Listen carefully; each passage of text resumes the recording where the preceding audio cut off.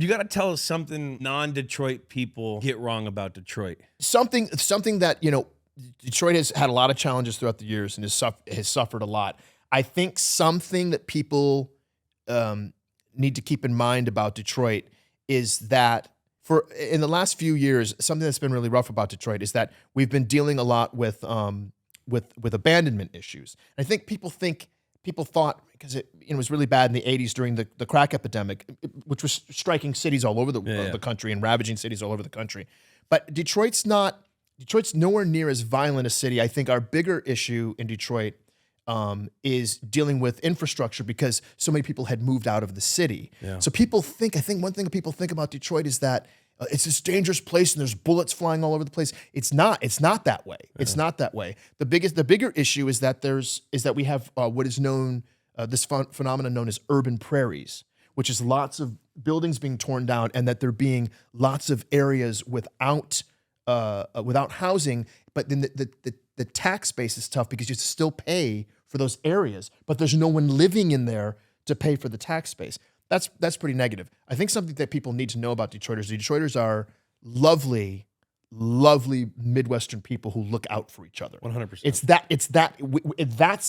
That's the part of Detroit that people don't talk about because it's not sensational. Yeah. You have to understand that Detroiters, like anybody else who lives in Indiana or Illinois or Ohio or Wisconsin, we're very, very neighborly people. Like like sometimes I'll go home to Detroit and I'll be in an Uber and then you're like, I'm having a conversation. You'll have a conversation with the Uber driver the entire way, right? Where that doesn't always happen in New York or Los Angeles. And I'll go, oh, that's right, I'm home. Yeah. Oh, we're going to have a conversation. Or two people stop on the street and then just talk for 25 minutes. Yeah. And it's like, I had some place to be, but it was so good to see you that I wanted to have you know what I mean? Kind of, that notion of being neighborly with people is something that I experienced my whole life growing up. Not in a rush. Not in a rush. Not in a rush. It's, yeah. People come out here, everyone's in a rush to get nowhere. And we also, in a rush to get nowhere, yeah. Everyone's in a rush to get nowhere. Now in Ohio, I went to school in Ohio, so I get the Midwest people. I love them. You know, people that are just hardworking people that, you know, they're content with their lives. They don't really complain that much.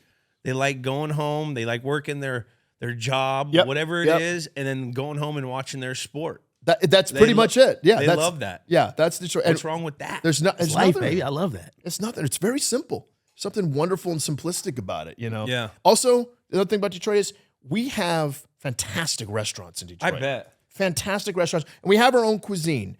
Our thing in Detroit is if you go to Detroit, you got to have a coney dog, which is a chili dog, you know, a chili dog with what we call chili sauce as opposed to just chili on the dog. There's some different ingredients. Chili sauce and onions and cheese. What kind of cheese? American cheddar? So American. So it's like you can have there's some Coney Islands serve cheddar, some serve American, and some Coney Islands have like the liquid like the nacho cheese that you get at a ball game, like Cheese Whiz. It's fantastic. And then chili fries with cheese. You got to get your fries. That's your base. Then you drop my favorite. You drop a nice slice of American cheese in there that's melted on the fries. Then chili. Then another slice.